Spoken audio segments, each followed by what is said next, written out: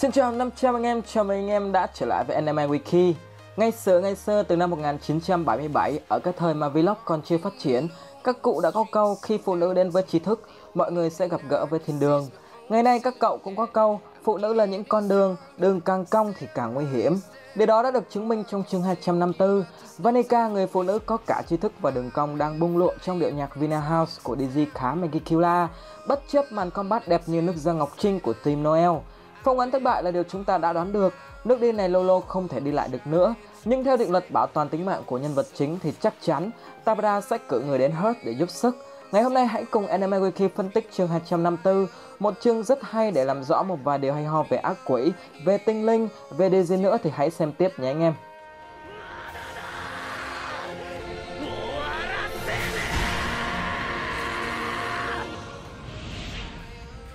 Vì giờ này tình hình thi cử khá căng và thẳng, tớ sẽ tranh thủ chém gió sơ lược về diễn biến trong những chương trước nhé anh em. Như chúng ta đã biết, song song với trận chiến bình tĩnh tự tin không cây cú của Dante ở biên giới Space, ở Hearth hội chị em phụ nữ phụ lão cũng đang miệt mài đu đưa. Với những tâm hồn to và tròn, tại trung tâm của Hearth, nhóm Lolo Petrica, Noel, Mimosa và Nero đã cố gắng kiềm chế bản thân trước Vanica, nhằm ép cô ta phải bung hết sức mạnh để nhân cơ hội đó phong ấn em út Tam Hoàng. Kịch bản như mơ xuất hiện, nếu Vanica bị phong ấn, chiến thắng sẽ thuộc về Hearth, lời nguyền của Lolo sẽ được hóa giải, Noel trả thù được cho mẹ cô và dĩ nhiên Black Clover sẽ bớt đi hấp dẫn một tí vì mọi thứ kết thúc quá nhanh chóng. Chính vì điều đó trong chương 254 những thứ chúng ta chờ đợi đã xuất hiện. Mở đầu chương, Nero vẫn đang miệt mài hoàn thành nốt thần chú ngục tù vĩnh cửu. Khác với phiên bản phong ấn Jared 500 năm trước, vĩnh cửu ngục tù lần này đã được tích hợp thêm rune. Nếu anh em đang thắc mắc rune là gì thì tớ đã giải thích khá rõ về nó trong video này. Tuy nhiên trong ma pháp này của Nero chúng ta nhận ra thêm một điều, đó là rune không chỉ có tác dụng với ma pháp thuần tự nhiên như phong, thủy, hỏa, thổ vân vân, mà nó còn kết hợp được với cả ma pháp minh vực nữa. Asta mà xài được mấy cái ngôn ngữ cổ này thì bá cháy anh em ạ. Với phương châm sống ở hiền thì sẽ nhặt được tiền. Hơn ai hết, Nero tin rằng ma pháp của cô sẽ thành công. Ít nhất cô sẽ một lần nữa tạm thời giúp được những pháp sư thế hệ mới, đồng thời cứu được nữ hoàng vương quốc Hearth, một người không thể thay thế trong thời điểm này. Tuy nhiên khi Lolo vạch bụng cho bản dân thiên hạ xem thì thật bất ngờ, lời nguyền của Megicula vẫn chưa biến mất. Nếu lên anime tôi nghĩ là nó đang phát sáng. Nero nhanh chóng nhận ra vấn đề, vậy là ma pháp phong ấn của cô đã hoàn toàn thất bại. Sau vài phút im lặng lạ thường, Vanica tiếp tục công cuộc khẩu nghiệp bằng những lời miệt thị, khinh thường sức mạnh của loài người, coi họ như giống loài hạ đẳng. Cô ta cũng tỏ ra chút bất ngờ với pha quay xe của nhóm Noel và ma pháp họ sở hữu, đồng thời khen sưng sưng sự thú vị của con người. Cái cách Vanica tạo nghiệp khiến chúng ta liên tưởng tới Jared. Chúng luôn phán xét con người với tư cách là một sinh vật thượng đẳng. Trong chương 223, Dorothy từng nói con người chính là những kẻ đã mang ác ma đến thế giới này bằng những nghi thức và dao keo. Gia đình Gordon là minh chứng rõ ràng nhất cho điều đó. Có những người dùng toàn bộ khả năng để triệu hồi ác ma, nhưng lại có những người sống chết tìm cách treo giò chúng. Đó chính là lý do vì sao Vanica, hay chính xác hơn là Megicula, nói rằng con người thực là thú dị. Trước tình hình đó, Nero ngực lép nhưng tinh thần thép. Dù cố gắng tỏ ra bình tĩnh nhưng vẫn không thể.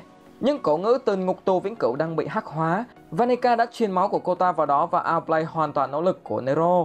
Một tiếng nổ xuất hiện, căn phòng nước do Undine tạo ra bị phá nát tương tự như cái cách ngục tù vĩnh cửu bị phá hủy. Rune là vũ khí rất hữu ích để tiêu diệt ác ma, nhưng ở thời điểm này, Rune đang bị chính đối thủ lợi dụng lại. Đau hơn hoạn anh em ạ. Xã hội cần có những kẻ lừa đảo để loại bỏ bớt những thành phần ngây thơ, và trong kèo phong ấn này, Lolo đảm đang đã thất bại như một đứa trẻ ngây thơ trước Vanica Mumo.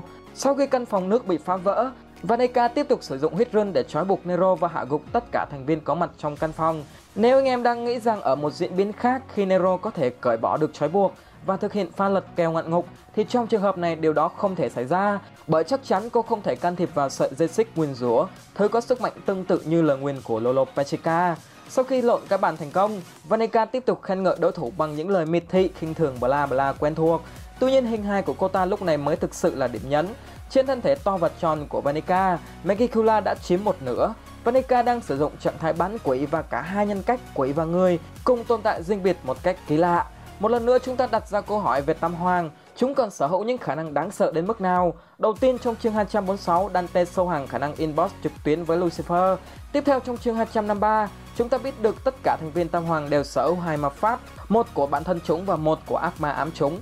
Và giờ đây chúng ta biết thêm một khả năng hack game nặng của Vanica nữa, đó là duy trì trạng thái bắn quỷ, nơi hai nhân cách con người và ác quỷ cùng tồn tại.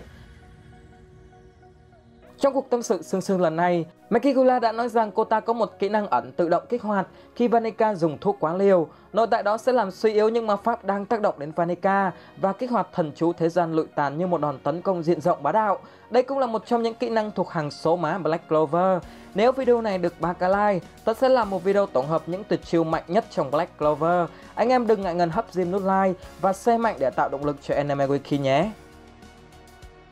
Trong khoảnh khắc bi thương thế này, chúng ta nhận ra một sự thật. Nếu Asta nghe được điều này, có thể cậu sẽ tìm được cách để đánh bại Dante cũng nên đó anh em ạ.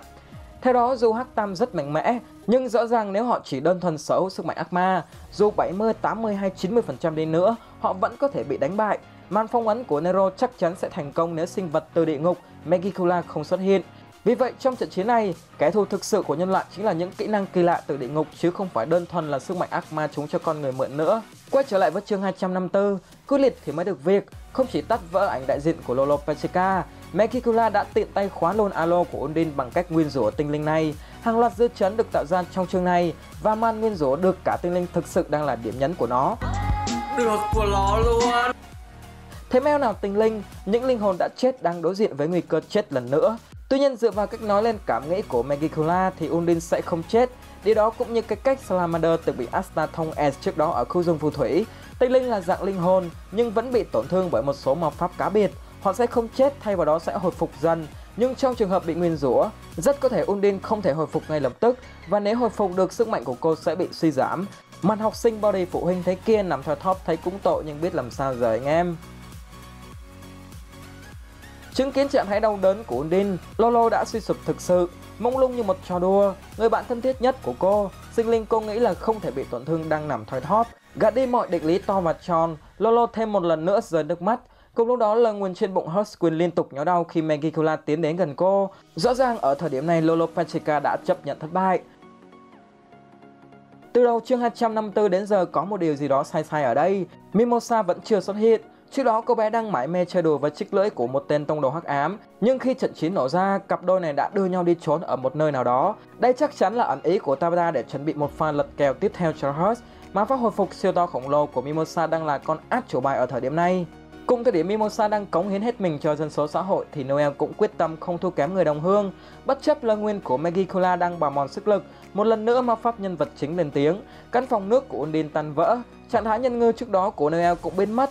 Trở về với trạng thái Valkyrie, Noel liên tục tung ra những đường quyền và né tránh toàn bộ đòn tấn công từ đối thủ.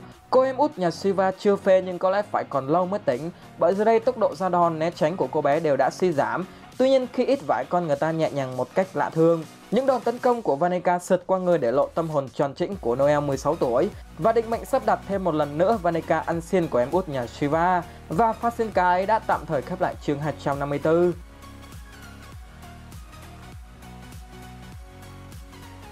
Đánh giá một chút về cục diện trận chiến lúc này ở Hurst. Cùng lúc trận combat căng não với Vanica thì trên toàn vương quốc, nhóm Luke, Leopold, Chami cũng đang đối mặt với những kẻ thù khó chơi. Trong chương sau rất có thể Tabata sẽ cho chúng ta chứng kiến một chút về trận chiến của họ. Sau khi dính lời nguyền của Megicula, nhóm pháp sư Clover đã không còn một chút đường lui nào nữa. Tình thế này buộc họ phải tiêu diệt Vanica hoặc lựa chọn phương án chạy chốt để chết từ từ đau đớn. Hiện giờ với tình trạng suy sụp của Lolo Petrica, viễn cảnh Noel có thể lần đầu tiên trong đời được điều khiển thủy tinh linh có thể xảy ra. Đây là điều cộng đồng fan Black Clover khao khát chứng kiến từ lâu. Pháp thuật của Lolo thiên về hỗ trợ nhiều, vì vậy sẽ là một bước ngoặt của trận chiến nếu Undine quyết định lựa chọn Noel để cứu người bạn thân thiết Lolo Petrica.